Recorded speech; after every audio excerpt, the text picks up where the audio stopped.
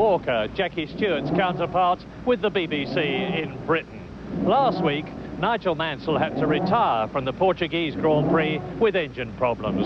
This week here in Spain, he has to win to keep his championship hopes alive.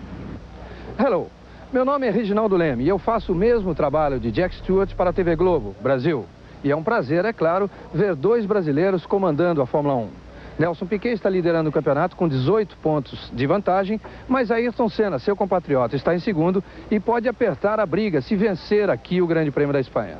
Bonjour, je suis José Rosinski. Comme Jackie Stewart le fait pour ESPN, j'assure les reportages de Grand Prix pour TF1, une chaîne de télévision française.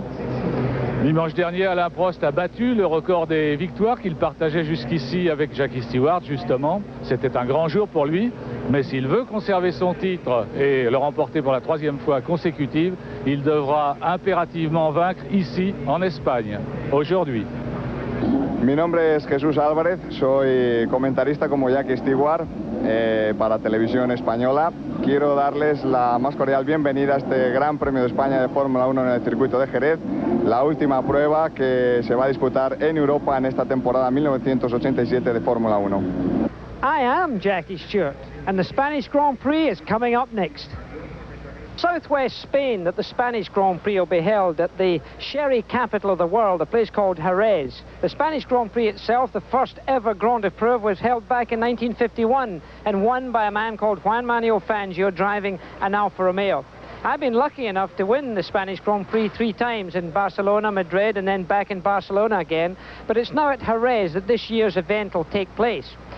On pole position is a car called a Williams. In second fastest, also a car called Williams. There's no great excitement in the back here because, after all, they're British. They're very calm. But the man who commands that team is a fella called Frank Williams, CBE, a commander of the British Empire. And this weekend, Frank Williams is going to be my colleague with ESPN in the commentary booth. Frank, to have 2 cars, fastest and second fastest, and with Nelson Piquet going towards his World Championship, must be very satisfying. Well, it's satisfying so far, but it's also very worrying because, yes, we're in the front row today, but by 5 o'clock tomorrow afternoon, we may be both in the pits with a glum face. It can happen, but we're reasonably confident about results tomorrow. Now, Frank, not only is it a question of pole position, but Nelson could clinch the World Championship here. That is possible. We're not really thinking about it. We've also got a constructor's title we'd like to clinch here as well tomorrow. But there's a lot of fierce opposition, and what you see in practice today, as you well know yourself, does not necessarily reflect what's going to happen tomorrow. Well, of course, a lot happens, and a lot happens in the pits. And as usual, we've got someone down there. That's someone, John Bisignano. Thank you, Jackie. Now, in the past, you've heard me talk about how ultra-fast circuits demand so much on the tires that people have to come in for pit stops all the time. Well, this morning, the Goodyear engineers were still trying to determine if the fast cars were going to have to pit or if they could go the distance on one set of tires. Right now, because of the characteristic of the Jerez circuit, all these corners, the cars are actually cornering more than they're going down the straightaway. Right now, they're saying the fast boys will have to come in and get some new rubber. But still, the driver's going to be the last one to decide. And on a tight circuit like this, they're not going to want to stop and have to make up that time through the traffic once again. Very difficult to pass here in Spain. Another changing story here at the Grand Prix of Spain is, of course, the weather. See how both these stories develop. We'll be right back after these messages as a young John Bisignano makes his Formula One debut. This pre-race report is being brought to you by Ford and your Ford dealer. Have you driven a Ford lately?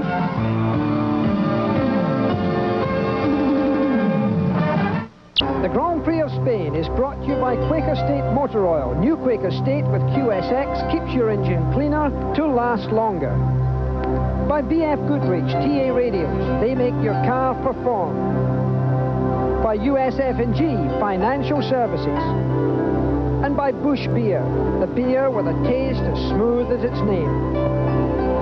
Spain, a magnificent country of beauty, has magnificent mountains and beautiful seas because it has on one side the Atlantic and the other side the Mediterranean.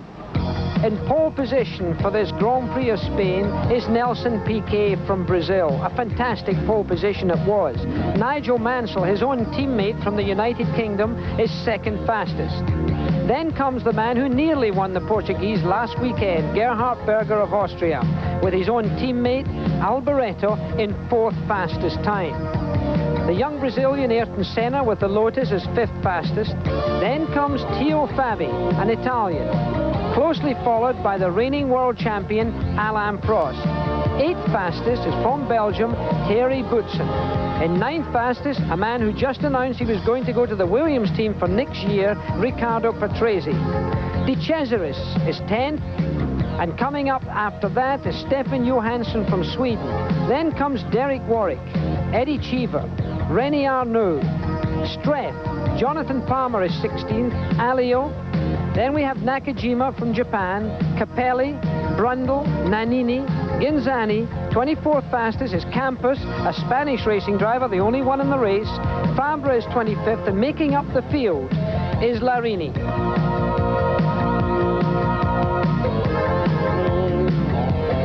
So the Spanish Grand Prix is just about to get underway. The engines have been started, the grid has been cleared, a few mechanics still left on there, as you can see, some working on the car of the Malra McLaren car of Johansson, now moving off the grid. Lots of smoke coming out of one of the USF&G cars, that being De Cesaris. Now this is a very tricky course with 16 corners. Let's have a look at it now. Hello, this is Thierry Boutsen driving the Benetton Ford car.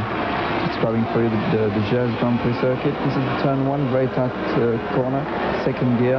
We're going into the tightest corner of the circuit in second gear, coming into a third gear corner, very fast. This one is very important because it's in fifth gear, very fast. We need a lot of grid there in this corner, followed by a double right-hander, which is also very fast, very important for lap times. Heading to the chicane, which is a little bit slower, third gear. Fourth gear for the finish, and there's a big bump coming out, and the car has got some oversteer over the bump sometimes. Now we're getting to the second slowest part of the circuit, a long hairpin right, which drives us to one of the key points of the circuit, which is very, very fast left-hander, fifth gear, double left-hander really, fifth gear all the way, which is very difficult, generates a lot of G-force there. The car has to be very well balanced for these corners. Now into a double right-hander in third gear, which is very slippery coming out. We get a lot of oversteer sometimes coming out. The tires suffer a lot in these two corners. We get to another double right-hander, which is again very fast, fifth gear, very important for the lap time, with a little bump coming out, which makes the car sometimes a bit nervous. And then the third very slow point of the corner, of the circuit, second gear corner, which drives us into the straight for the finish line, the only place where we can really overtake. Well, the car's still going around this racetrack in this pace lap. They wait to come back to the start-finishing line for the, of course, official beginning. John Bisignano's down in the pits. John, what do you have? Well, Jackie, it's actually raining down here. You may be able to see it on the lens of the camera. It's coming down a little bit harder now. The drivers have left the grid, and they all are on slick tires. It only takes a few millimeters of water to make those slick tires aquaplane. No one went out on wets. The wets are sitting in the pit lane. We're going to have to keep a very close watch on the weather. There are no spare cars being used. Everyone is in very good shape for the start of this Spanish Grand Prix. Thank you, John. Well, John, up here with me, as you know, is Frank Williams. Frank, it's the clerk of the course's decision to decide if it does rain when the red flag would be shown, because he would consider it to be dangerous for those drivers on slick tires. What happens from a team manager's point of view? If the race is stopped, then the cars must come back to the grid. There is a short delay where we're allowed to put wet tires on. In fact, if the race is stopped before it actually begins, that is to say before the green light goes, we're going to be given a small practice session for the drivers to acclimatise themselves to the wet conditions. If this happens during the race, you're committed, you make your stop, you put your wet tires on, and you restart. But of course, if it is a dry race to begin with and rain does come, the clerk of the course is in the power of stopping the race and allowing all the cars to change into wets, correct? That is correct. Only he can stop the race. It'll be his unique decision. So the cars now come up. You can see the on-car camera. That was of De Cesaris Brabham. that was carrying that camera. We also have a camera on Nakajima's car, and it was that car you were looking out of when Terry Boutsen gave the commentary of the track description. The cars lined up here, the man leading in the World Championship at the present time, and looks like getting it for 1987, Nelson Piquet on the left-hand side of your screen. The right-hand side on this staggered grid is, of course, that of Nigel Mansell. The medical and doctors' cars, rescue cars at the end there. Everybody's under starters' orders. The red flag is on, ready to go for a green.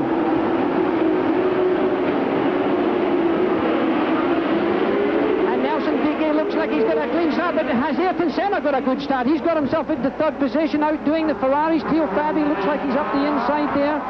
It's a clean start so far through this corner. We've been looking for trouble every time. The two Benettons in top position there behind the two Ferraris. Boutsen beats out Terry. Boutsen beats out Fabi on the inside of that second corner. From high above in the helicopter, you can see the two Williams cars have got a handsome lead there. Senna in third position. One of the Ferraris is third, then the second Ferrari. I think it's Berger who's fourth, and Alboreto who's fifth. Frank, both your cars away cleanly. So far, so good. I'm watching Will Prost as he's had a bad start. There's quite a few places down. Of course, we're very worried about him. Well, Alan Prost well back there. It looks like he's behind Patrese in the Brabham. So that means he's 3, 4, 5, 6, 7, 8 position is Alain Prost, just ahead of, it looks like, Eddie Cheever. So a clean start. Of course, we've had several bad starts in Grand Prix racing in 1987. Just the last weekend we had on ESPN the Portuguese Grand Prix, which had to be restarted after a second corner accident. Nelson Piquet and his active suspension Williams with the Honda engine, closely followed by Nigel Mansell. Seemed to close up there a wee bit as he came through there, and Nigel Mansell goes for a pass and has slipped through. Nigel Mansell takes the lead even at this early stage. And he's got through. Has he managed to keep it, though? Accelerating hard out of here, using the road, weaving up this first main straight, and Senna's got much closer to Piquet because of that, Frank. Yes, there's a bit of confusion there, which cost both drivers a bit of ground. They're going to have to sort it out between them very soon. Senna is threatening also. He's threatening Piquet. Piquet seems to be going into the corners a little bit slowly, would you say? Yes, there's no doubt. He did have some problem this morning with the car, he said, being very bumpy in the fast corners. Maybe we haven't quite cured that yet. This is the active suspension car. Now, Nigel Mansell's driving a passive car. That is correct. It's the standard suspension car. And now the Ferrari of Berger is threatening on Ayrton Senna. That's the yellow car of Senna there. It looks like Berger's tucked in tight behind him. But Nigel seems to have opened up a few yards, valuable yards. This is only the second lap of this race. Spanish Grand Prix being held in Jerez, southwest of Spain, normally expected to have nice weather. The clouds are very threatening. The temperatures, I would say, in the low 70s. Good racing conditions. Not a big crowd turned out for this Grand Prix. You can see, in fact, very vacant grandstands, a brand new circuit. It's not a heavily populated part of Spain here, and certainly the crowd have never come to this race in numbers. So the Grand Prix of Spain continues. We're about to finish the second lap of this race with Nigel Mansell, Nelson Piquet and Ayrton Senna.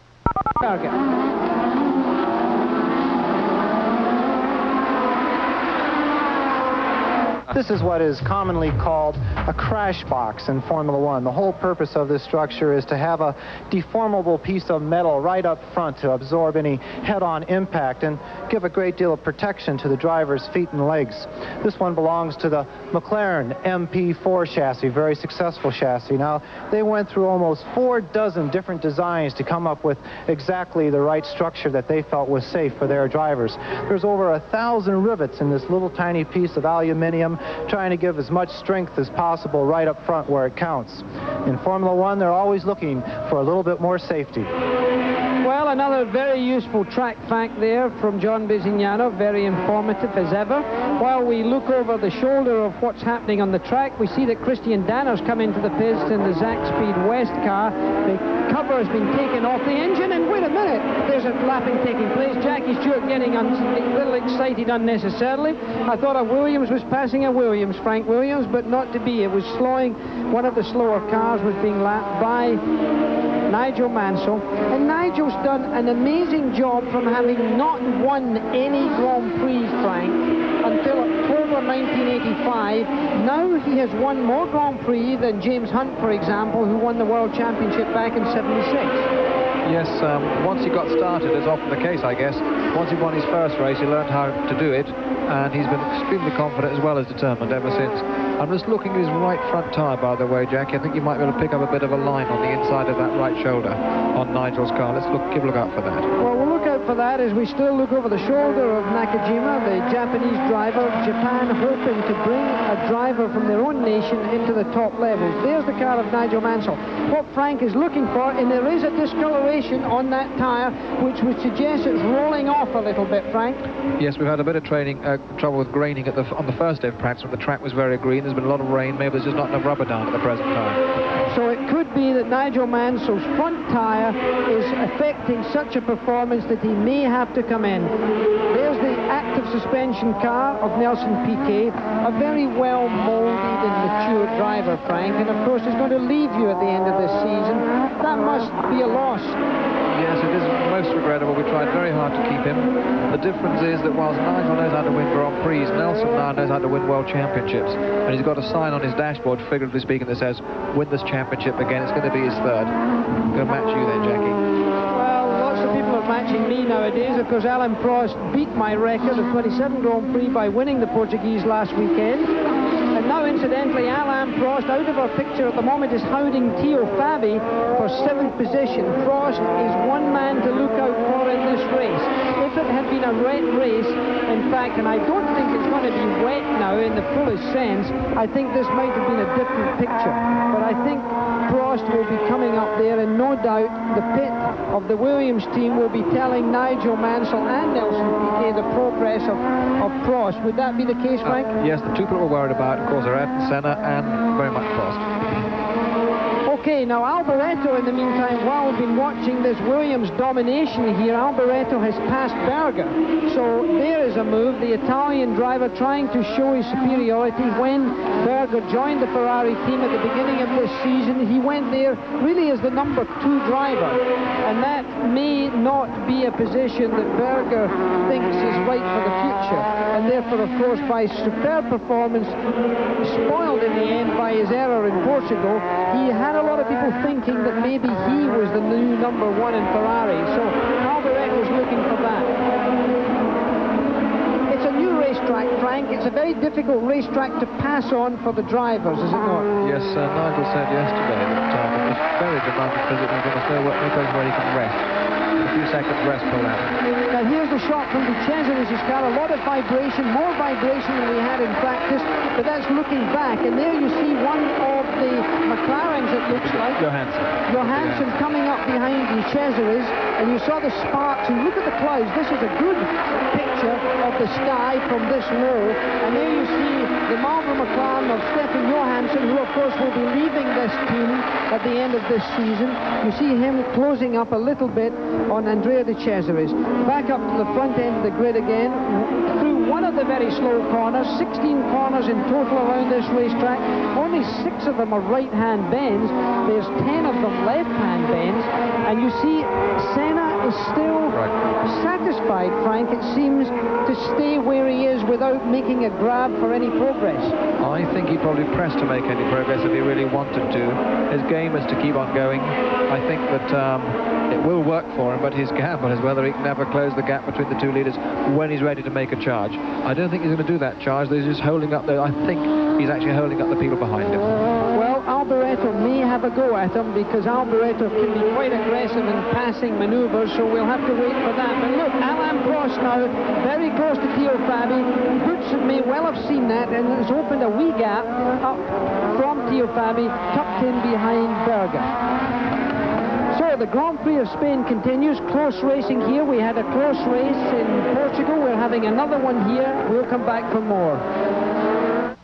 And here you see a real close race going on. Terry Boutsen is seriously threatening Gerhard Berger there. There was slower traffic coming out one of the slow corners. There was a wee bit of a traffic jam, and suddenly Berger was threatened seriously by Boutsen, and you can see the gap has opened up amongst those drivers.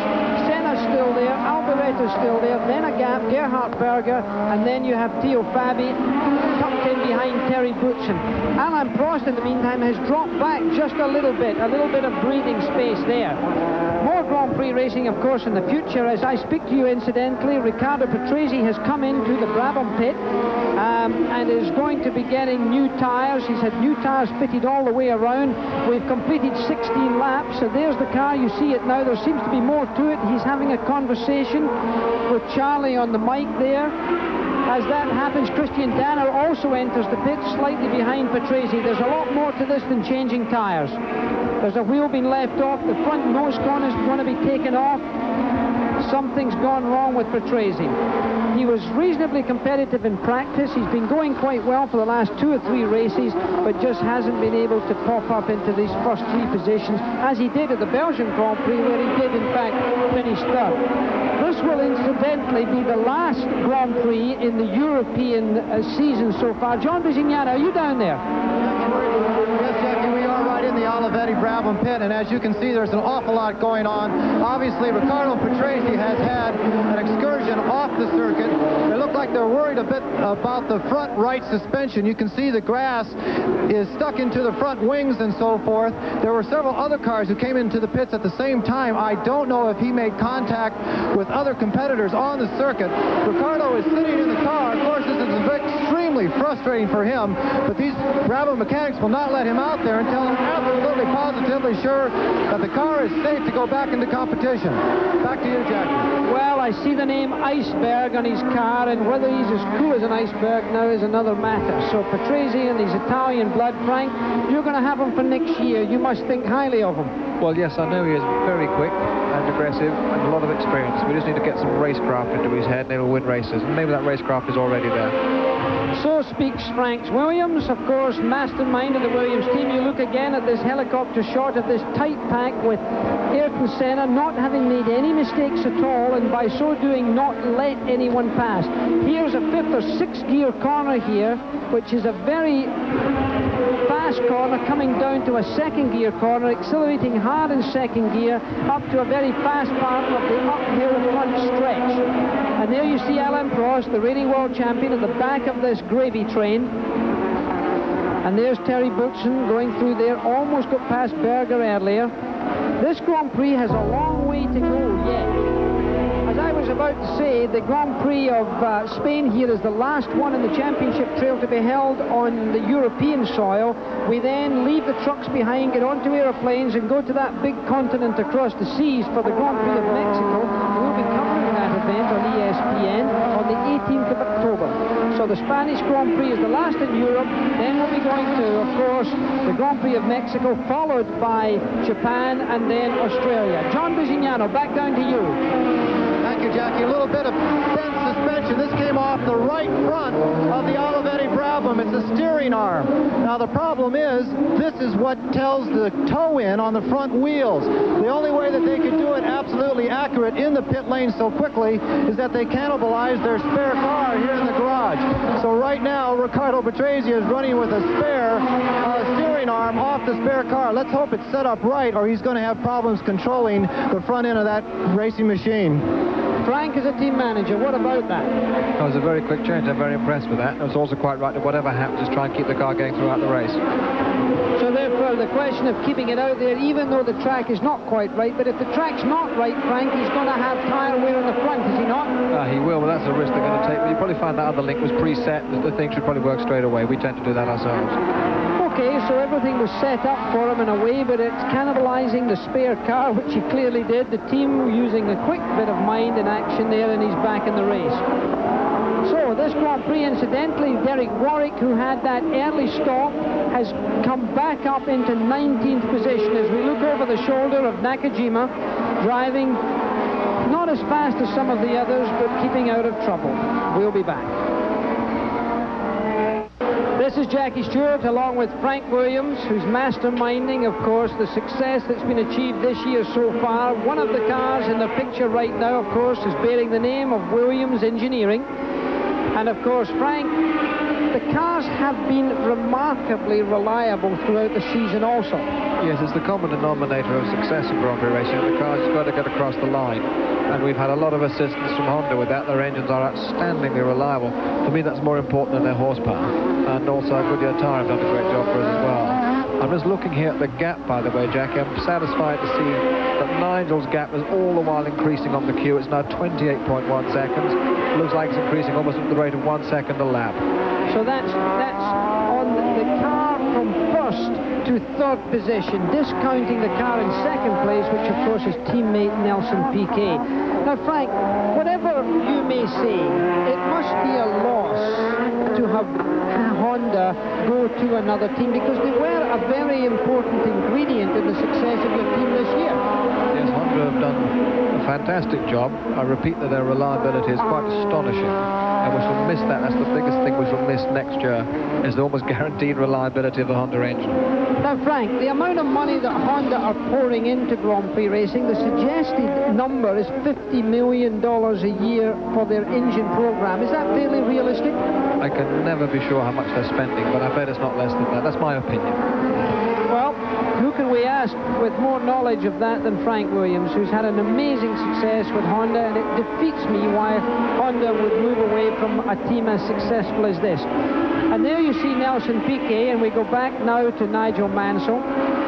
Nigel Mansell, of course, the British driver. Piquet we're looking at right now. Nelson from Brazil has won 2 world championships. If he wins this one this year, that'll, of course, join lots of people who have won 3 world championships. I've been lucky enough to do that. But then I think Mansell could go easily, Piquet could easily go and win 4, if not 5 world championships, because he really doesn't think of retirement, does he, Frank? No, he plans to be around for a number of years because he just loves his racing. He's a born racer, and he plans to stick around, I think, for at least 3 more seasons. Well, 3 seasons may not be enough to win 2 world championships, so he may have to stay longer to get 5, which would equal Juan Manuel Fangio. And there you see this tight program behind Senna. They've all closed up again. Ayrton Senna in the yellow car, then Alboreto, then Berger, then Boutsen, then Fabi, then Prost. But Prost doesn't seem to be making any great impression on them. Will he go the distance on tyres too, Frank? I would think he's going to try it. He's extremely clever with his tyres. Goodyear are very fond of him for that. And I see there's at least another 10 laps to go before anybody will probably think of a tyre change. So after 23 laps in this Spanish Grand Prix, Nigel Mansell leads by a margin of just over 5 seconds. Nelson Piquet is second. Ayrton Senna is third. Alboreto is fourth. Berger is fifth. In sixth position is Terry Boutsen with 1 point in the World Championship. Theo Fabi is lying seventh. Alan Prost eighth. Stefan Johansson, his teammate, is up to ninth, going well. De Cesaris is 10th, Jonathan Palmer is 11th, Alio is 12th, then comes Nakajima, Streff, Capelli, Brundle, Cheever, Arnoux, Warwick and Nannini. So that's the situation as it is at the present time. Cheever, by the way, is falling back a little bit. He had gone up and he's now dropping back. He's in trouble of some sort. There you see the picture of De Cesaris' car looking backwards. It's an amazing sight to see how fast those cars cross over marks on the racetrack. That corner doesn't look like it on television, but is taken by some of the drivers in 6th gear. Now into 2nd gear. The old Tio Pepe is, of course, a well-known sherry. And, of course, this is the sherry capital of the world. John Bizignano told me that Jerez in Spanish means sherry, which I never knew. But certainly this is where it all comes from for you who drink sherry. De Cesaris, incidentally, has stopped for tyres on lap 24, so he's come in, had new rubber, and has gone back out. Jack, that'll be very interesting for all the other teams, because the Goodyear man will be down there measuring those tyres, checking the actual wear now against what was projected. That information will be zipping up the pit lane, to the front of the pit lane, to where it matters for people to decide whether to bring the driver in or not. So the information that would be got from the Brabham team would be shared by Goodyear to all of the teams, Frank. Yes, Goodyear have a responsibility to all the teams. They take care of them, I would say, pretty much equally, and they'll pass the information around. Senna, driving a car that this year, at the beginning of the season, many people expected to even be more competitive than it's turned out to be. Would you have said? Yes, we were surprised that it wasn't going to be more competitive than it is, but then looking at the car, apart from their active suspension, which is very clever, they have not made a great deal of change to last year's car. And maybe that was an error. It's difficult for me to say with any certainty there. Active suspension, Frank, for folks looking in here, is it something that they're going to be driving around in America in sports cars and even normal touring cars in due course? I can't be certain because I'm not an engineer, but in my opinion, they will be seeing that in 5 years' time, if not less, on some cars. It does offer certain advantages for comfort and for safety. And it looks like Ghinzani on the Ligier has stopped out on the circuit. He's an unfortunate driver. He's never really come right. We've expected more for him in Italy. Certainly the Italians thought that he was going to be a shooting star at one time, but sort of plateaued off and is not really progressing, and I don't think we can expect to see much more of him in Grand Prix racing in the future. There's a lot of drivers, Frank, out of work at the end of this season. Stefan Johansson, for example, doesn't have a ride. I think Stefan's good enough to get a ride. There's still a few more places still to be filled, and I hope Stefan gets in there. But as you said, there's always a bit of musical chairs. Some arrive in the right place and some miss out. This racetrack, of course, has been an amazingly close race, and the last time that ESPN was here in 1986, it was one of the closest finishes in the history of the sport. In Grand Prix racing, I think it was only beaten by the Italian Grand Prix in 1972, when it was won by a hair's breadth. But here was a great battle between Ayrton Senna and Nigel Mansell, your driver last year, who lost by inches on the finishing line. It was one of the briefest or shortest losses that Grand Prix racing has ever seen. It was, I think, several thousandths of a second. Well, I like how Frank Williams said it was a loss rather than a margin of victory.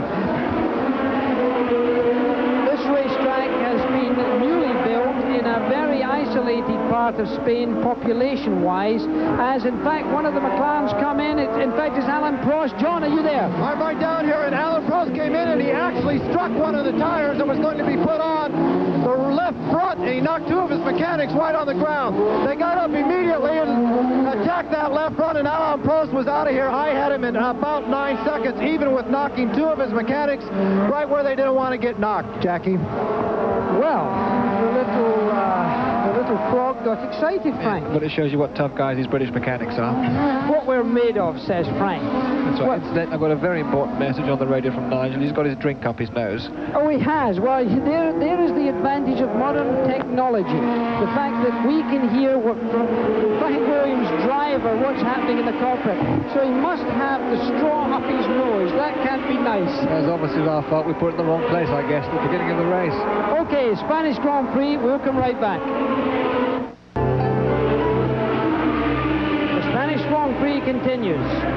That's a back marker that the Williams car has in front of him, and he's got one of the Tyrrells behind him, and another Brabham. That of De Cesaris is in the pit, and De Cesaris is out of the car. So the office is closed for one of Bernie Eccleston. Of course, he's the president of FOCA, and he's also vice president of FISA, and he is also the promoter of this race, Frank, is he not? Yes, he's put the money up, and he's trying to make it work for him. So that is the end of part of his racing effort in this Grand Prix, the Tío Pepe Grand Prix of Spain. It's quite interesting, looking down from our commentary position, not quite over the shoulder of Nakajima, applying a little bit of opposite lock there, and Theo Fabi has come into the pits here. Theo Fabi is in the pits, looks like he's getting rubber chained, and the car has gone out, but the car hasn't moved. There's a problem. Theo Fabi's hands are moving fast. Something's gone wrong with Fabi. And look at the oil. Look at the oil in Fabi's helmet, Frank. There must be oil coming out of Boots's car. Well, probably from all the cars in front of it. They all blow out a little bit. Having been stuck so close behind for so long, it's inevitably collects a lot of it. That's an abnormally large amount of oil, Frank. Yeah, we don't often see them quite as oily as that. Theo Fabi, a great character, and as I said, Tío Pepe is the sponsor of this race, and quite amusingly, Fabi's mechanics last night above his pit have printed in, instead of Tío Pepe, they've got Tío Fabi, and look at the picture right there. That's the picture we speak of. well caught by our crew in the camera. Very funny. They've also got it on the pit wall, and I don't believe anybody from Tio Pepe's even noticed it, Frank. Yes, easily the case, taken for granted. I see that Prost has made the fastest lap on his fresh tyres, 1 second quicker than Nelson's previous fastest lap. So his progress is going to be interesting. But he's got a lot of time to catch up. Yes, he's also got a lot of laps to do. There's still 41 more laps to go. But I don't think he would wanted to make that tyre stop, but his car was sliding around in practice. Yes, he was having a problem. Well, I think he wasn't able to catch that troop and get through them, Frank, and I think he's made a decision that if he couldn't go that fast to pass them, it would be better to go for new rubber and see if the new rubber is going to improve the performance any. Yep. The difference now between Nigel Mansell and Nelson Piquet is just over 5 seconds now, and the fastest lap on lap 30 was done by Alain Prost in 1 minute 20.459, which is an average speed of only just 107 miles an hour. This is not a fast racetrack with very few opportunities for passing.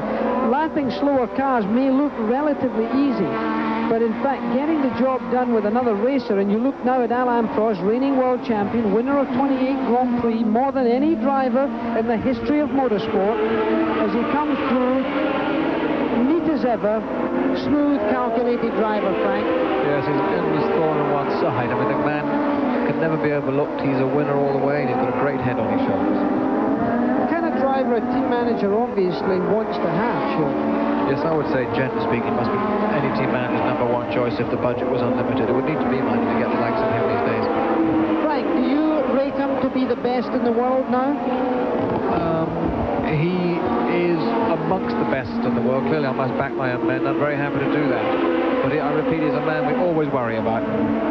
Well, look at that traffic jam. Ayrton Senna, and Derek Warwick's got himself in the middle of that signage. He blocked off Alboreto as Alboreto tried to get through. The blue flag has been shown wildly. The blue flag, of course, for those of you who don't follow the sport as often as some, blue flag means there's a car behind you and attempting to overtake. In the meantime, Senna's opened up a gap, you can see. Senna's got space on the road. This will now tell us whether Alboreto's got it in him and the car to close up once they get past Warwick. Warwick's car's been going quite well, however, in this race. He had a very slow start, and then he caught up to 19th. And right now, he's got himself in a situation where I'm trying to find him, but he's 17th now, so he's moved up just a wee bit.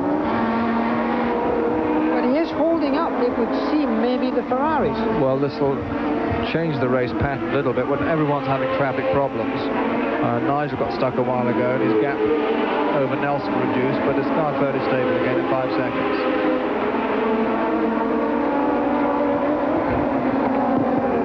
Right now we're watching Ayrton, who's in 3rd position in the Spanish Grand Prix. We'll come back for more in just a moment. We got Terry Boutsen in the second, Benetton in his pit, and his helmet was almost totally covered by that oil that you mentioned early, Jackie, I have never seen so much oil on a helmet. His visor was totally dark when he came in. All his throwaway visors were gone. He wiped off the one visor he had left and is back in the race. Who was he following, Jackie? Well, the reason for that, John, is that it seems that it's the Ferraris who are dropping the oil. So it's the Ferraris that are draining that oil back onto the helmet, not only of Boutsen, but also to Teo Fabi. So the Ferraris must be fairly messy. And here we see that Derek Warwick has moved off the fast lane and allowed both of the Ferraris to move past him now, and it'll be interesting to see how Alboreto and Berger catch up, and how quickly they catch up on Senna. That's right.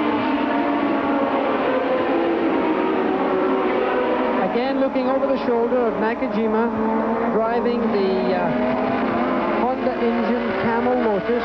The ELF identification there, a very large oil company from France, the largest company in all of France. A lot of the oil companies are heavily into motor racing. The Williams team, heavily supported by Mobil, a very large American corporation, and very interested they are in motorsport. ELF have been responsible for bringing on a lot of young drivers, so have Shell, and so now are Mobil doing it in motorsport around the world. So those large oil companies contributing a great deal to motorsport and being supporters of it in every way. The Ferrari of Berger, he carries the Austrian flag red and white colours in his helmet. Young, aggressive, talented, following on from Niki Lauda, and before him, Jochen Rindt. Frank, there's been a lot of great Austrian drivers. It's my favourite racing driver of all time was Jochen Rindt. I knew him personally. I was his #1 fan. He was Austrian, brilliant talent. Maybe better than you, Jackie. Well, he was a great friend of mine. We lived a few hundred metres together. We spent endless times together. We criticised Frank Williams all of the time. Totally justified. But I, like you, was a great admirer of him. Sadly died in 1970 at Monza. Was the first posthumous world champion. Had collected enough points by Monza when he sadly died in practice. There you see Nakajima passing a slower car there. And there you see a very good picture of what goes on. Look at the sparks, and look how close those cars are as they go along side by side getting in. That's Alio, isn't it? That's right, Jack. It sounds very significant, but I noticed the gap from Lamb to PK almost doubled to 12.7 seconds. Maybe Nelson has a problem. Let's keep an eye on when the camera picks him up. Right, there goes the voice of Frank Williams, obviously concerned about the gap between his #1 and #2, whether they're in that order. Joint #1s. Right. Suarez have caught up the Lotus too. They look fairly comfortable behind him. There's just about a few tenths of a second there. Could Ayrton Senna be accused of spoiling this race, Frank? Oh, no, I'm thrilled with him. He's held everybody up, Jackie. That's what I was saying. And there hasn't been as much of a charge as I think there might have been. It will remain to be seen. Now, the aerodynamics, Frank, now in a circuit like this, if Alboreto gets that close, perhaps is the aerodynamic effect too much for the front end of that car? It will be on the faster corners. I think they have got the legs of Senna, but it's so difficult to pass on this circuit. Only one place in front of the pits here. They're not quite lined up with the Honda horsepower to get by him. Well, let's wait and see if there's a way of achieving that for them.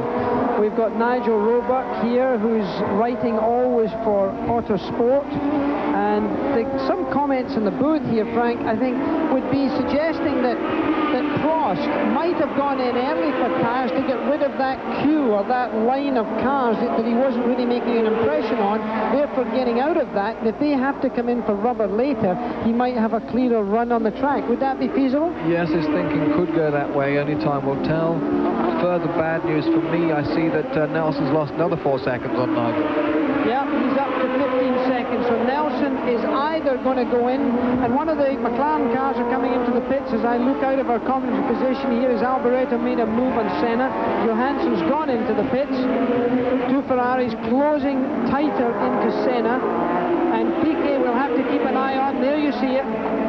The McLaren #2 car, Stefan Johansson from Sweden, getting away. Very quick stop. A good stop. You were slightly slower in your pit stops in Portugal, Frank. Can you give us a reason for that? Not only Portugal, but the previous races too. We've had a wheel loosening problem in the race. We can take no chances. In fact, you remember Nigel lost the Grand Prix in Hungary, went well in the lead through losing a wheel. So we're torquing up our wheels even tighter. It takes several seconds longer to undo those rear wheels.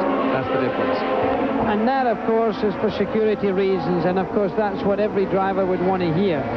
So the Spanish Grand Prix goes on. The Williams are first and second. We'll come back to see what happens. Every team has to run on the same amount of gasoline. Essentially, they get about 55 gallons of gasoline to run for the whole race. They each have the same specifications to meet on that gasoline, the octane number, the vapor pressure, etc. The trick is to pack more power into the same volume while staying within the legal limits of that specification. And that's where we've been somewhat successful.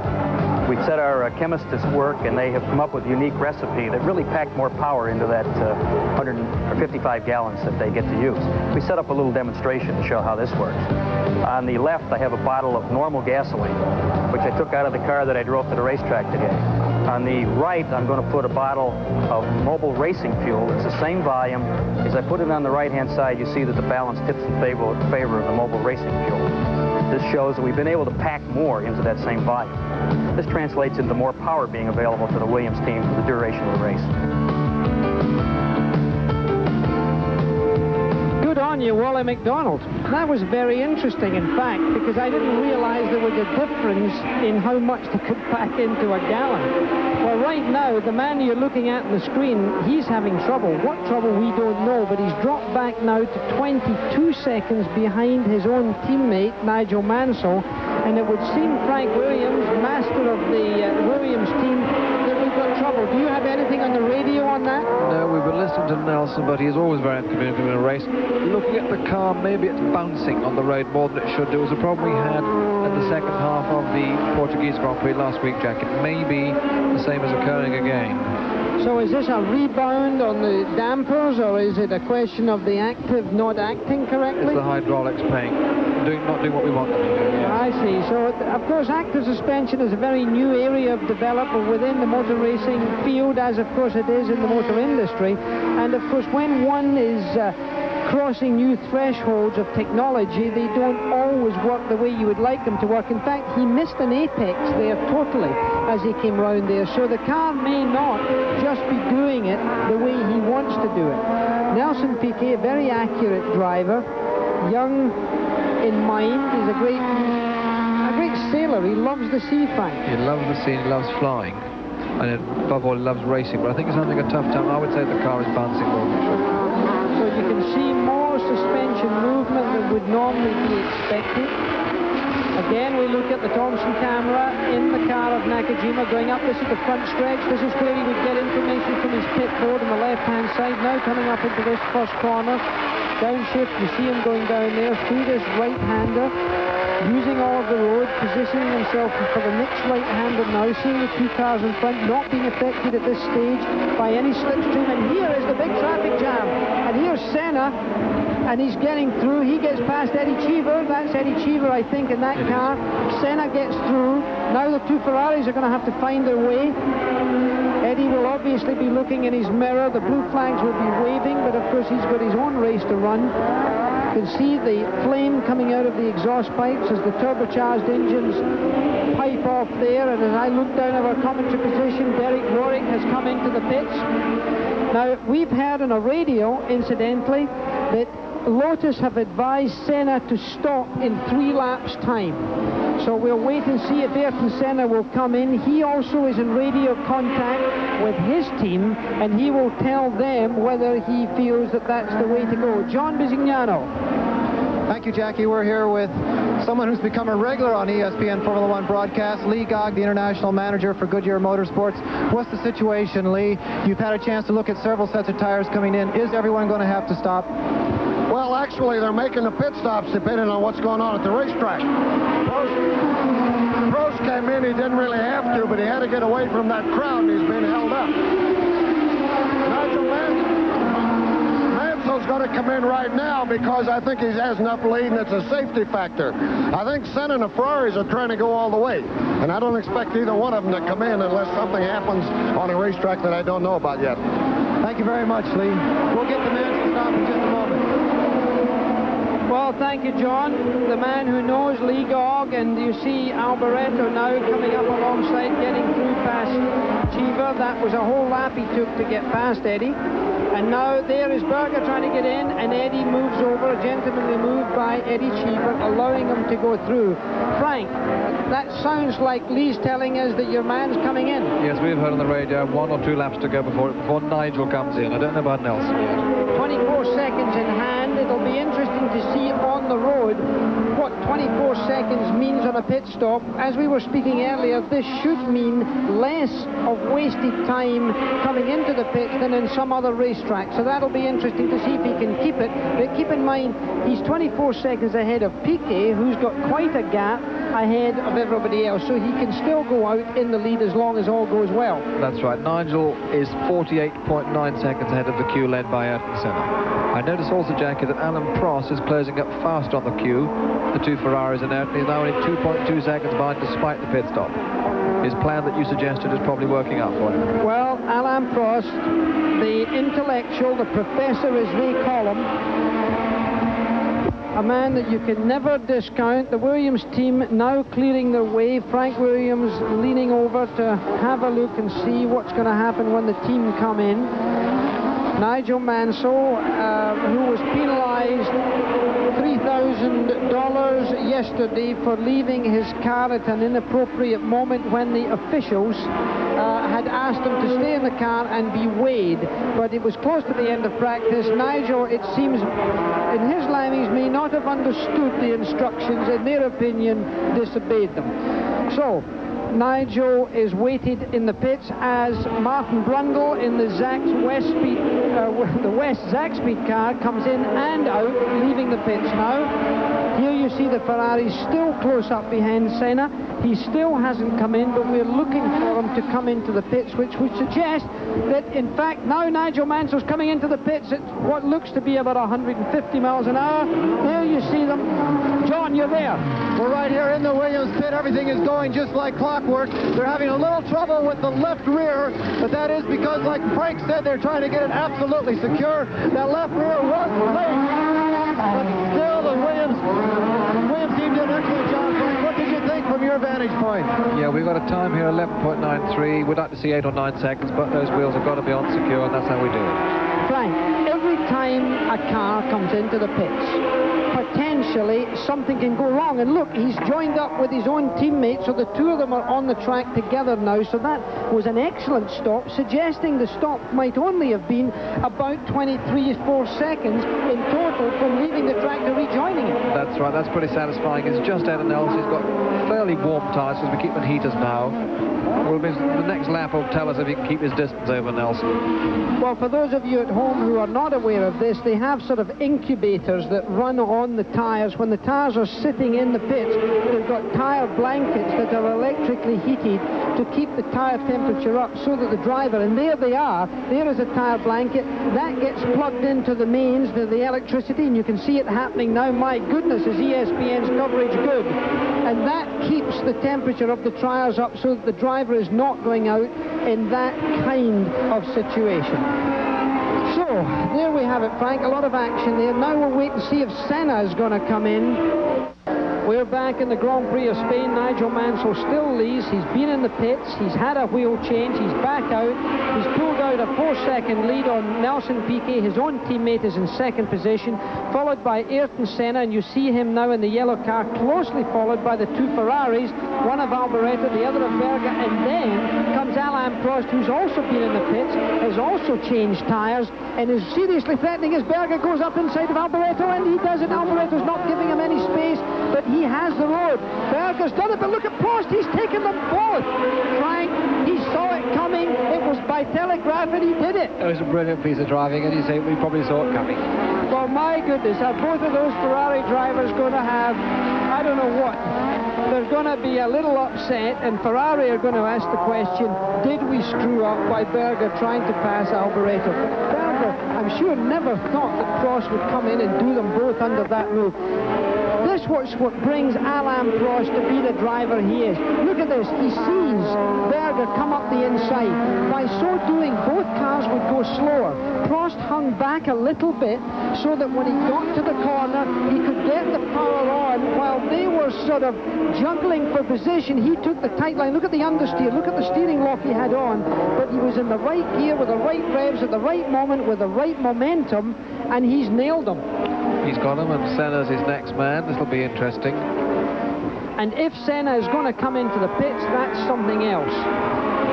Another car in the pits right now is the car, incidentally, of... And wait a minute, Nelson Piquet's in the pits. Nelson Piquet's in the pits. John Bisignano, I'm sure, is getting to be there.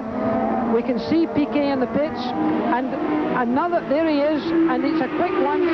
Nelson Piquet waiting for one of the cars. No, there's a problem.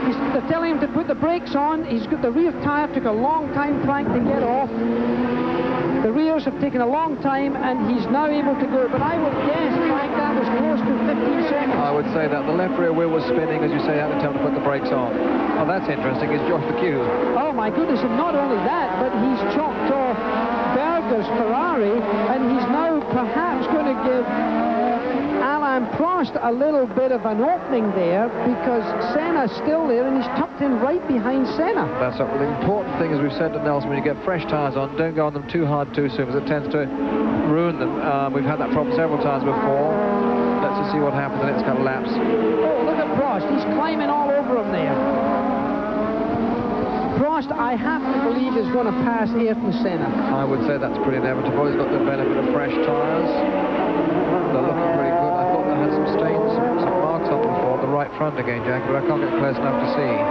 So this is Frank Williams looking at our monitors up in the commentary position. We can see sometimes that the light is very good, even in our rather well-used monitors, that there can be stripes around the tyres, which suggests a rolling of the tyre, which means that the tyre may have gone off performance just a wee bit. It looks like a Ferrari is going to come in as our ESPN camera is high above the pit lane. The Ferrari team are ready to go. And so also is Alain Prost. But look, there's Nelson Piquet, the third car in your picture, having had fresh tyres, is now wanting to surely get past Alain Prost because of the World Championship apart from anything else. Yes, he doesn't need to do it, but it would be favourable for him because he must score at least 6 points today. Otherwise, he'd have to start throwing away points, such as 4 points he got in Portugal last week. He can only score points one more time, i.e. today or in any of the other 3 races, but not the remaining 3 races, only once in the next 3 races.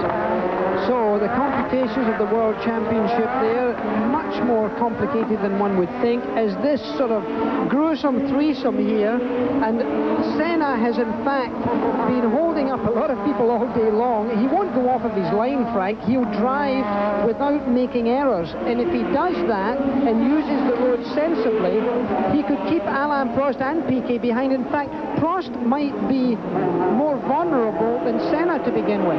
That's possible. Nelson's got very fresh tyres. Alain's been on his, I would say, 15-20 laps by now. They won't be as fresh as they could be, although he needs them to be. It'll be interesting to see the kind of power difference between your man and Prost with regards to the straight stretch in front of the pits. That's right. And the active suspension car should go around the slower corners a wee bit better, There's no doubt. We're convinced it has better traction, offers better performance out of those slow corners. Alain Prost definitely hounding him there. Berger closing up on Piquet as Piquet seems, and this is the slow corner we speak of. Now, see if Nelson Piquet does anything here. And what happened there? That's it. That's the Ferrari in the pits. Coming into the pits now is Berger, down to John Bisignano. Berger coming into the stopping area. These are the people who had the fastest pit stop in Portugal. They're trying to get underneath that 7-second mark. Berger with the visors off. Berger is out of here. That looked like an incredibly fast one to me. Well, while that fast pit stop was taking, Nelson Piquet spun as they went past the pits on that last lap. Nelson Piquet and Alain Prost were together. Piquet came out to pass Alain Prost on the outside of the racetrack, and we might well see, here's the replay again. Prost tucked himself in. Piquet had nowhere to go. He spun the car round because he got on the loose stuff. He didn't do any damage. The Ferrari nearly T-boned him. That was the car of Alboretos. He power spins the car back to the right direction and continues. Alain Prost did not give a hair away there, Frank. It's probable that Nelson stuck his neck out a bit more than he should have been. He has a few more laps to go. I would think he lost 15 seconds in that, Jackie. That little manoeuvre. I think that little manoeuvre was expensive, but nevertheless... We're counting on that. Here we might see it again in slow motion. He did go too wide, Frank. He really, I think, misjudged that. He went in a little too deep and went too wide, I fear, and then got on to what we call the loose stuff. And that loose stuff represents the grit that's been pushed aside by these big white tyres and some of the rubber that gets peeled off the tyres and lies in sort of virgin territory where, well, angels would fear to tread. But there's a question that it'll be interesting to see now how quickly Piquet catches back up that group. There's quite a bit of traffic between him and Prost, but we'll see. And of course Berger has been into the pit, so he'll be making a charge also. Yes, I also note that Nigel's lead is slowly increasing over Senna. It's now 33 seconds.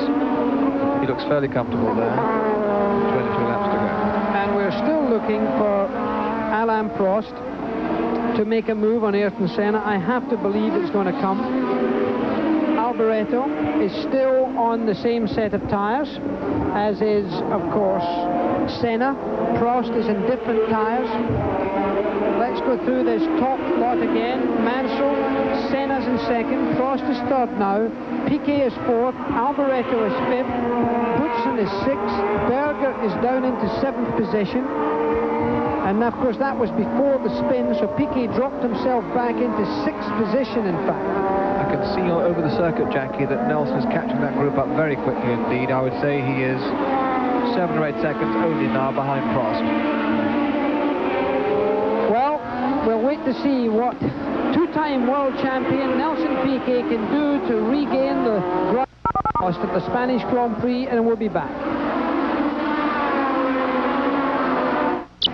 This is Jackie Stewart along with Frank Williams covering this, the Spanish Grand Prix for ESPN. Nigel Mansell leads this race with a difference of 33 seconds between him and Ayrton Senna, who's in second position. Senna's in the yellow car that you're looking at now, being pressed heavily by Alain Prost, coming off his win last weekend at the Grand Prix of Portugal. Alboreto is lying in fourth position, and Terry Boutsen is hounding him.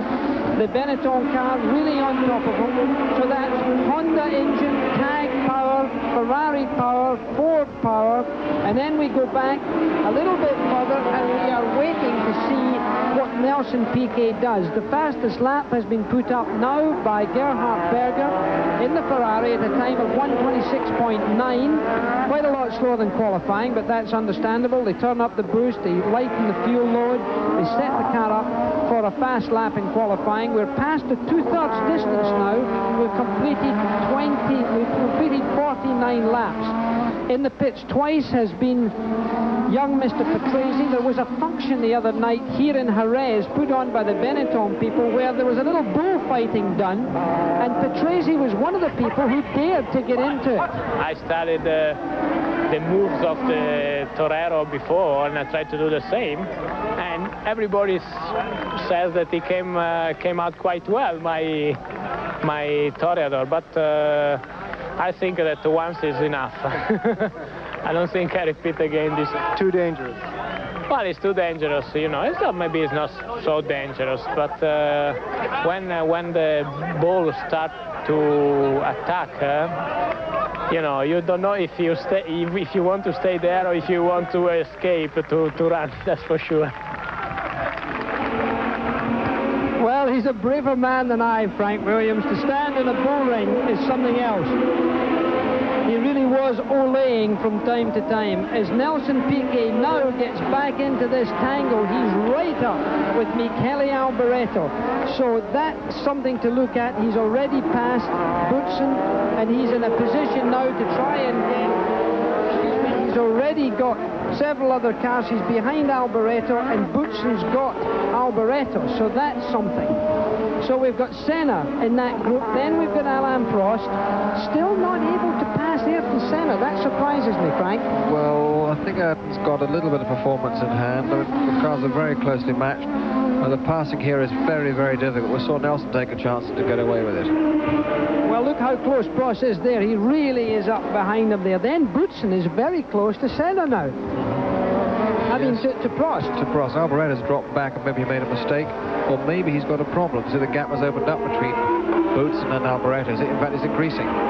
But of course, Alboreto has not yet been in for rubber.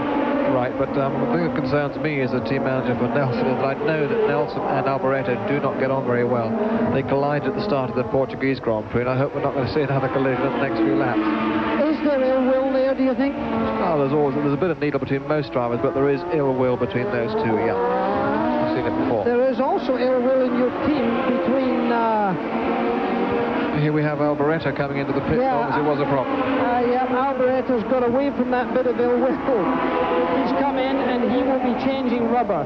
John, are you down there? We're here, Jackie. It was a bit of a surprise to the Ferrari boys that Alboreto was coming in. They weren't ready. They did not have the tire blankets on, but things moved very quickly, and Alboreto is back on the track.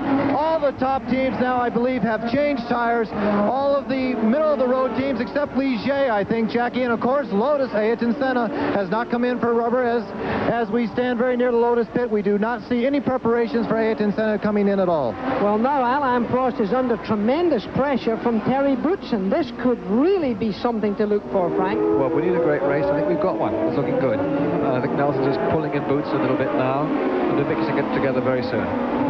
Well, this is interesting, and here's a power struggle between three of the major car makers in the world. Yeah, well, we need this. It's got a good race. I know also that Nigel's maintaining his lead. I would suggest he's beginning to ease up a bit and cruise home. Prost getting out of line there, trying to find a way past Senna.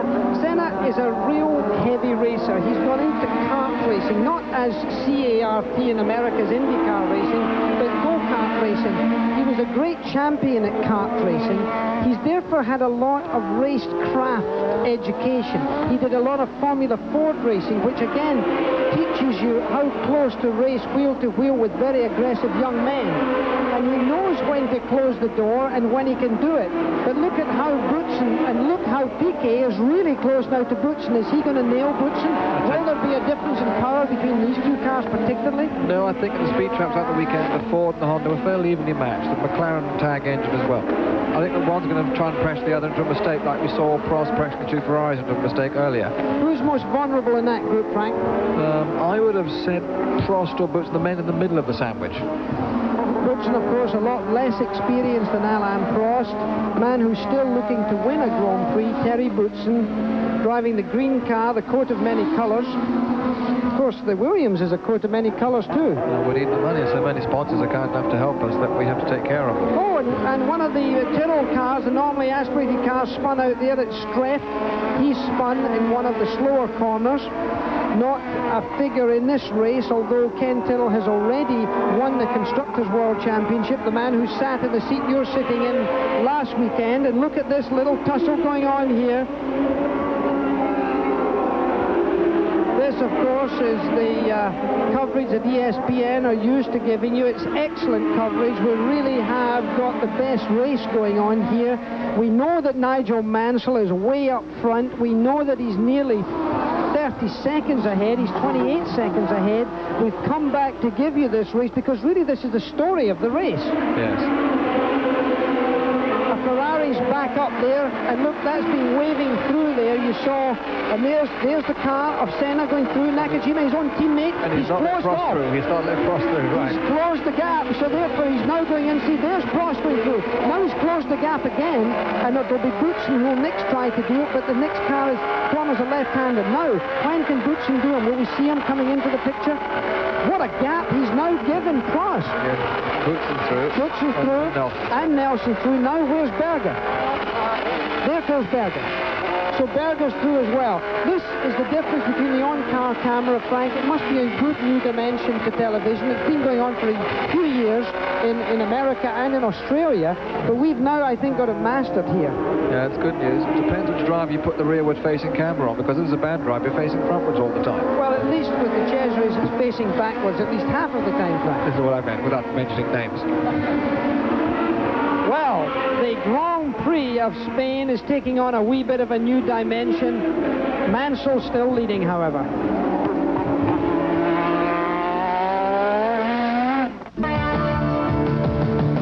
Let's talk about fires in Formula One.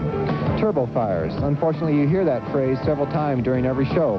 Now, there's two types, one not so serious and one fairly serious. First of all, the not so serious one. Every time a driver shifts, he lets off of the gas, but the turbo inside this housing is still whirling at thousands of RPM, driven by the exhaust coming out of the engine. Now, with that exhaust also comes unspent fuel into this very hot chamber, and bang, bang. That's where the pops come from, and that's where you see the flames shooting through the exhaust system. Really no problem because the system is designed to deal with it. Unfortunately, when the turbo lets go, either due to a rock being thrown into the system or maybe just the RPM of the fans finally breaking down the bearing or something like like that. This is what can happen up in front in this chamber, this turbo chamber. This is the air compressor, actually, of the turbo. And when that lets go, oil is still being injected into the system through this oil hose. They can't really shut it off because it's a vital part of the entire machine. And when the whole thing erupts up in flame, it's usually because of this oil hose still pumping onto these very hot metals. Now, they have designed ways to control it, but still, sometimes if it's intense enough and if there's enough oil coming through, you can actually burn a Formula One car to the ground.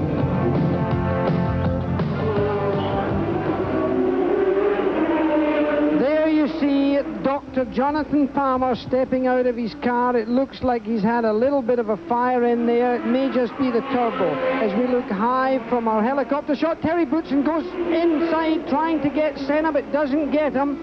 And now very close behind Boutsen is Nelson Piquet. This is an amazing performance because Terry Boutsen, driving very, very maturely, has got himself up in third position. Here's a replay of the pass that we saw earlier. And there you see Senna.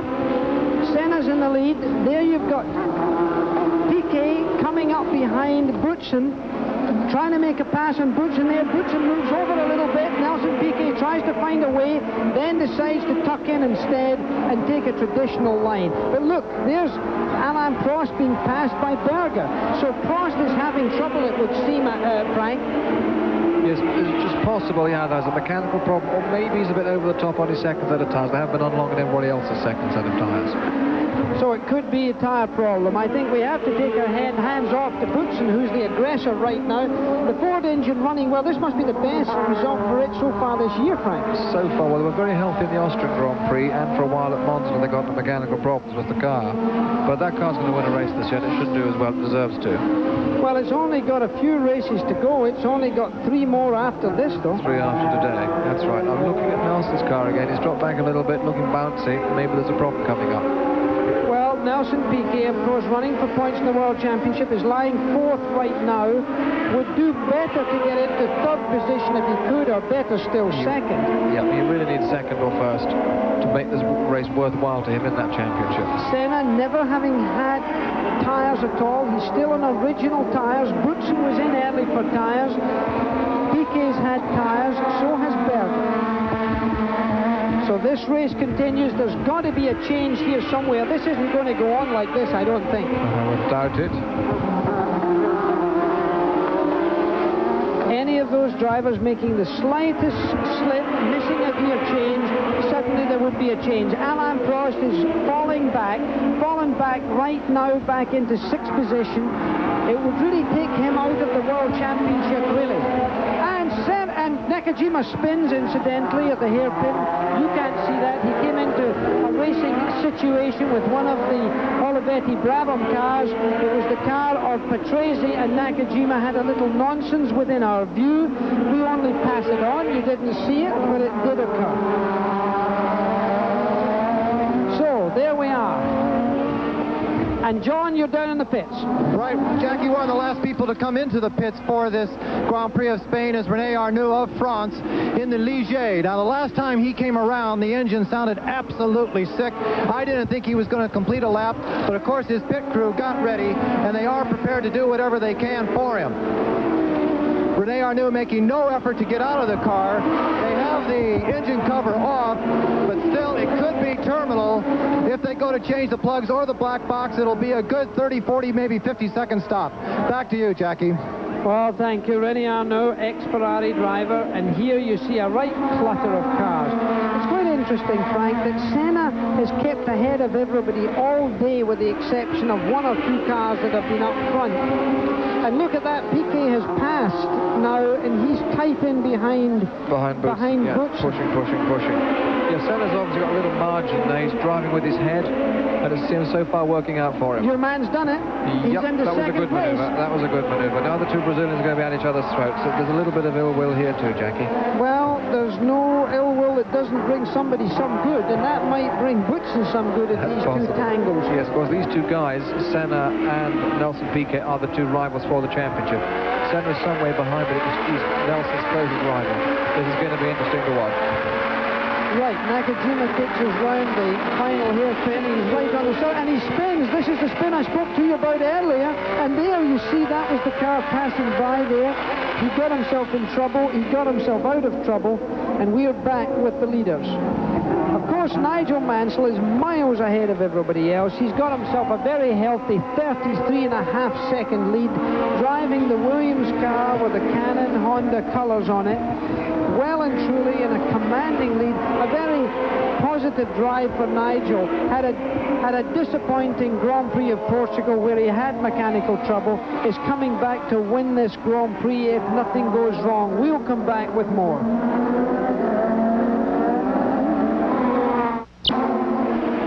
Back at the Grand Prix of Spain, a Ferrari has run into trouble. There's smoke coming out of Berger's car because we see Senna, we see Piquet, we see Boutsen, and Prost has now come right up behind Terry Boutsen. Maybe, and oh, he was going for it there. And now there's something I'm not sure I approve of, Frank. Senna saw him and moved right across to a part of the racetrack, and Piquet just missed a gear. Yes, that's right. That's a big puff of smoke on the limiter, excess fuel out the back. May cost him a place. No, he's held on to it. Well, there's the ill will I was telling you about, Jackie. It's extant everywhere. Well, you see, now he got himself ruffled. And look, there's the Ferrari blowing out oil. That's the car of Gerhard Berger, who won the Grand Prix of Portugal. Certainly has an oil problem. And we did see a lot of oil on the helmets of the cars following the Ferraris earlier on. It could be that it was his oil. It could be, frankly, he's got a seal which is opening up even more and therefore letting more oil out. Yeah, I'm surprised he's not slowing down. Look, he's trying to hang on to Prost at the present time. Certainly a lot of oil on the track and maybe a spin or two from other people. Well, there's Eddie Cheever, by the way, in that white car just in front of the smoking Ferrari, is 1 lap down. Eddie Cheever is way back in 10th position. Good for him, but 10th position, but he is 1 lap down. Well, that situation that Piquet has regained the space that he lost, and look how close he is now. Yes. That's coming to the end of the Ferrari. And Piquet's making another move. He's really putting pressure on Senna. Two Brazilians. Frank Williams, who certainly knows the business, feels that there's a little bit of ill will, and when emotions get into it, sometimes errors can be exaggerated. Maybe that's why Piquet missed a gear when he shouldn't. That could be the case. There is a bit of needle here. Nelson's got the legs of him. He can see opportunities slipping by. We're going to see one or two desperate attempts to go by. I hope Nelson, of course, does not make a serious error of judgment while he's trying to do that. Well, he's certainly using bits of roads, that's for sure. I see Berger still tacking on the back there. He's not going to give up yet. Senna, Frank, is keeping a very cool head, though, isn't he? Well, he uses his brain extremely well. He spends more time than any other driver in the pit in applying his mind to winning races. Well, it certainly does seem that he's still in a position there. He's still going through one of the very fast parts, 6th gear through there, much faster than you see it on television in reality. Now Nelson holds back. Maybe he's going to try and take a run at him here. Yep. That's the way you would do it. Give him some space and then take a run at him. Now, this is the way to do it. Watch this now from Nelson Piquet. He'll try and double gas him one way and then another. Can he do it? Yes, yes, yes, yes. Yes, he's done it so far. Yes, he's done it. I would imagine both those drivers had their fingers. And so is Boutsen. Boutsen's done him because of that. And so is Prost. Well, Mr. Senna, you've just breathed deeply and lost 3 places. That's right. I think they all had their fingers and their thumbs jammed on the overtake boost button. Well, let's have a look at this again. There is a boost button, and let's have a look at this. Senna tries to close the road, tries to use the road positively, tries to get the best line, tries to cut him off right here. But in fact, Piquet's got him snookered. He can't. He tries to move over. A lesser driver may have given in, but he doesn't. Now, he gets a little bit wrong himself. He gets oversteer, and by that oversteer, he induces a situation that allowed the other 2 drivers to get through. He will be upset. Yes, he was very upset. That's cost him a lot of important points in the championship. Maybe we're going to see the end of his tyres, you see. He's obviously had to work hard to stay in front of the queue. Maybe they're over the top a little bit. Well, his tyres can't be as good as the other tyres in any case, Frank, having been staying out that long. So now you have Nelson Piquet climbed back up after having been in the pits, a long pit stop, now gets himself into 2nd position, World Championship points yet again, Frank. And the spin, he had a spin too, Jackie. And there the Ferrari has come to a smoking end. You're talking about the smoking gun, well, that's the smoking Ferrari right there. So now we have a situation where Gerhard Berger walks back, hair matted with perspiration, tall, fit, and agile young man from Austria. Very talented. See a lot of more of him in the future. So Nigel Mansell leads the Spanish Grand Prix by 36 healthy seconds. In second place now is Nelson Piquet. In third place, Terry Boutsen. In fourth place, Alain Prost. In fifth place, Ayrton Senna. And in sixth place will be Michele Alboreto. So there has been a change all within a matter of 2.5 minutes. The whole character of this race has changed, and Prost is yet not out of everything. Prost, reigning world champion, cooled his tyres off, played a waiting game, and may well be back up to give Boutsen a little bit of a hard time. I think he got Boutsen the next 2 or 3 laps. He hasn't got more than 5 laps for him to make that move. It's going to have to come soon. There's one of the Williams car, passes the Leighton House March car of Ivan Capelli, who's going very slowly, it would seem. Nelson Piquet it is. Poor old Nigel Mansell is leading this race, dominated the race from start to finish, and really is not being looked at all, almost ignored. Frank Williams clearly isn't ignoring him, is he? No, not at all. I was looking at all the gaps that we've got here. We've got 33 seconds between Nelson and the race leader Nigel, and then 1.7 seconds between Nelson and the man behind him, Terry Boutsen, and a measurable gap between him to Prost. Well, Nelson Piquet now commanding second position. The gap between Mansell and Piquet has dropped to 28.7 seconds. It may be a first for television. ESPN in a World Championship Grand Prix has the team manager of the cars lying first and second sitting here doing a conversation for you at home. So that's a first for ESPN, and that's something that I'm sure everyone in America is enjoying. Jackie, I hope that wasn't the kiss of death. Well, at least they're doing well, put it that way. Yeah. So Spanish Grand Prix, and we'll be back.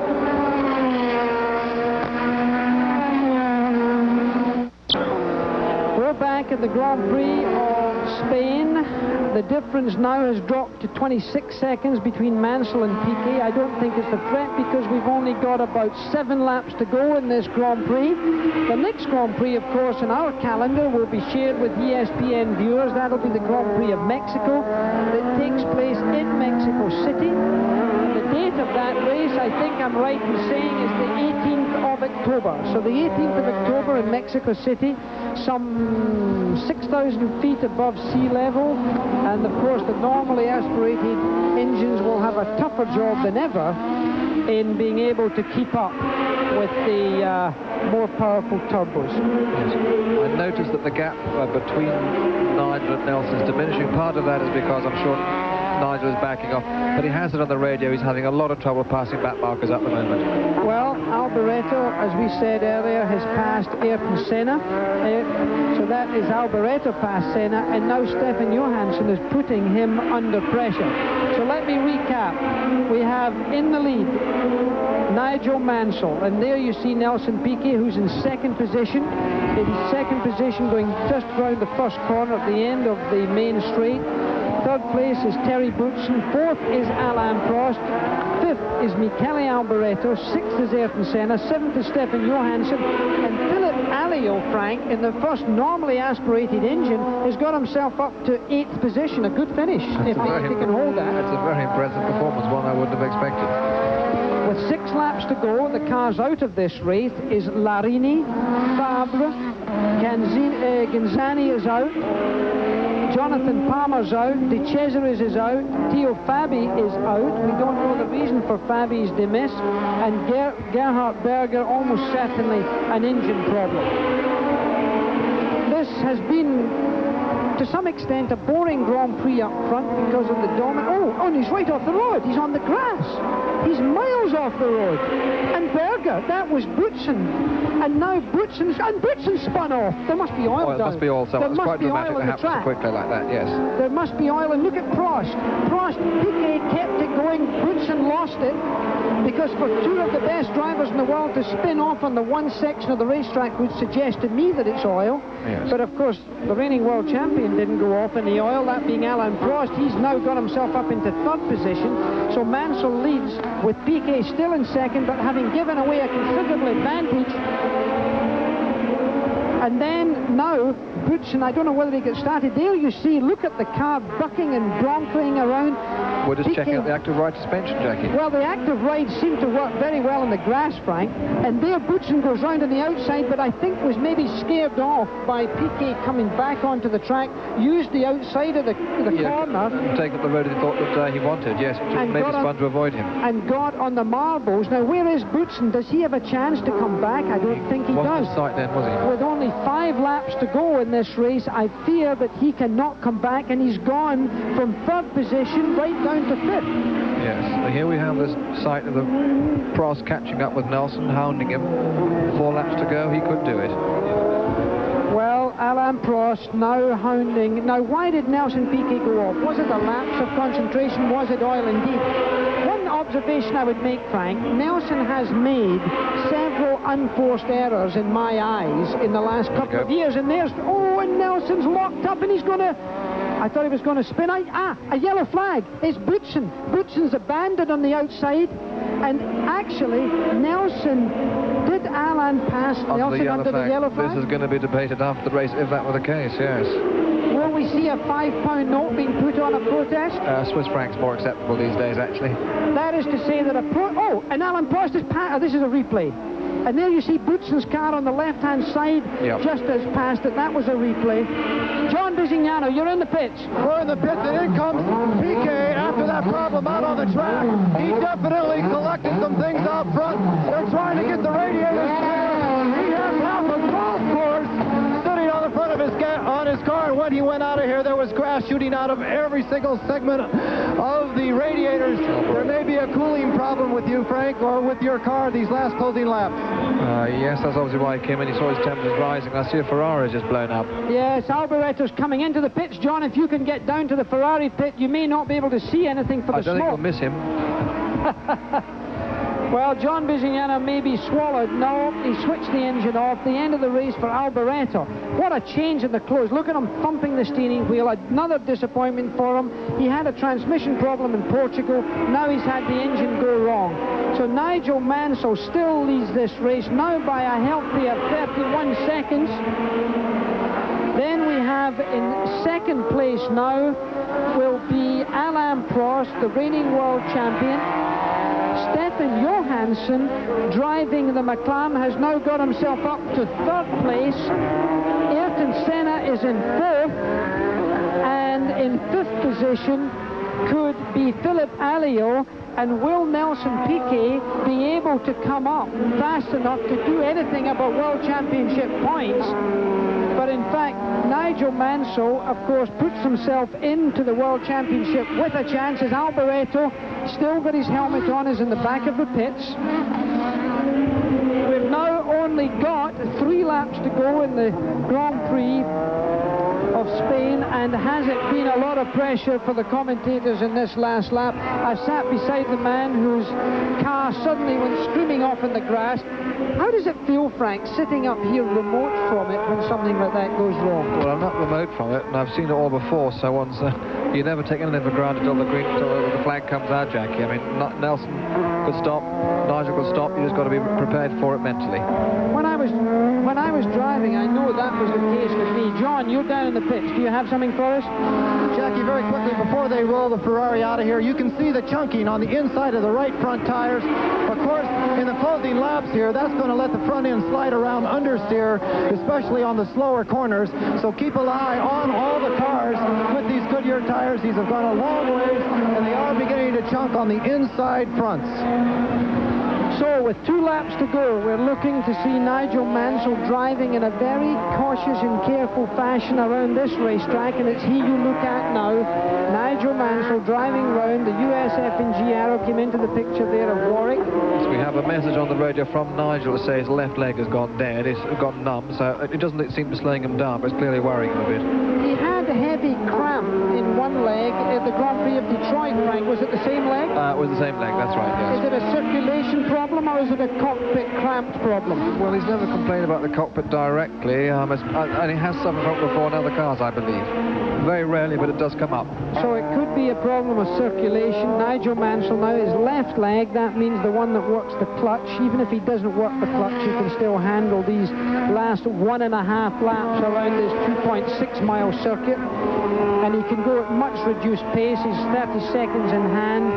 Eddie Cheever is up to 7th position. He had a very good 6th position finish in the Grand Prix of Portugal last weekend, so he's on a roll at the present time. The USF and GR team going well on that. Very disappointing for Terry Goodson, the Ford engine car, coming so close and yet so far. That's been the story lately, but they are a winning combination. There's no doubt about that, Jack. In a way, I hope they get a race before the end of the year. No doubt before the end of the year, if it's not going to endanger the World Championship, of course, of the Williams team and Nelson Piquet or Nigel Mansell. That's for that matter, yes. 1 lap to go. The man at the start and finishing line says to Nigel Mansell, who must now be tired, Frank. He would be quite tired, but then he's a very, very strong person. Apart from his cramp, I think he finds in reasonable shape. Now, Frank, the Union Jack flies proud along with the rising sun. There's always a lot of jubilation, but the Williams team looks always that little bit cooler than everybody else. Well, we certainly don't let anybody jump on the track like other people used to do, but here comes the flag now, yes. We try and maintain ourselves as a good Englishman might. I also see Nelson's caught right up with Johansson now in this last lap. May well try and get him before they get to the flag. Well, now that'll be something on the final lap. There you see Nigel's head bobbing around a little bit, so he could well be tired. You look for that in a race driver. And here we see him on his last lap, going round only a few corners to go in his Frank Williams prepared Williams Cannon Honda, with only 3 more Grand Prix left at the end of this season. And there you see the car of Goodson out in the sand pit. Sadly, he spun off and went into the sand pit. And there you see a lot of people beginning to expect Nigel Mansell to take this checkered flag. He's got a couple of more corners to go, and then we'll see the checkered flag being prepared. Frank, it must give you a great deal of pleasure. He's now negotiating the final corner. He could post by now. Yes, he's in good shape. He's done what he wanted to do. He believes he's the fastest man in racing. Give him a good car and I'll win every time, he says. He's trying to prove it again. He's just done it. I'm now looking for Nelson to see if he can get by Johansson. He was right on his tail halfway around the circuit.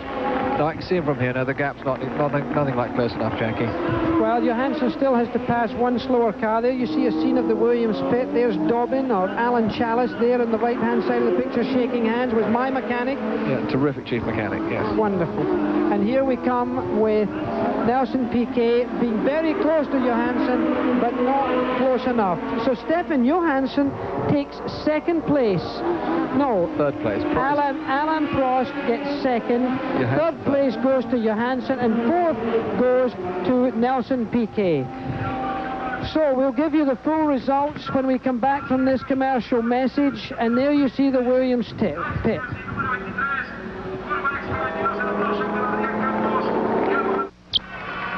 Well, there you see a very calm and calculated Nigel Mansell standing at attention while God Save the Queen, our national anthem, is played. The flag rolling out. A happy Nigel Mansell back on the winner's rostrum. With him is Alain Prost, and of course his teammate Stefan Johansson, the president of FISA, Jean-Marie Balest, on the left-hand side of your screen. One of the Spanish Federation gentlemen on the right-hand side. And here you see a picture of the winner taking the checkered flag. Now, the World Championship of Drivers, Nelson Piquet leads with 70 points. 2nd is Nigel Mansell. With this win today, he has 52 points. Senna has 51. Alain Prost has 46. Now, that puts Piquet into a fairly commanding position. A lot of things could change, but the Williams team in the meantime has definitely won the World Championship of Constructors. Many congratulations to Frank Williams. Thanks for joining us, and now back to the United States. The Grand Prix of Spain has been brought to you by Mobil 1 Synthetic Oil. Mobil 1 protects your engine better than any conventional motor oil. By BF Goodrich TA Radios, they make your car perform. And by Budweiser, Beechwood Age for that clean, crisp taste. This Bud's for you.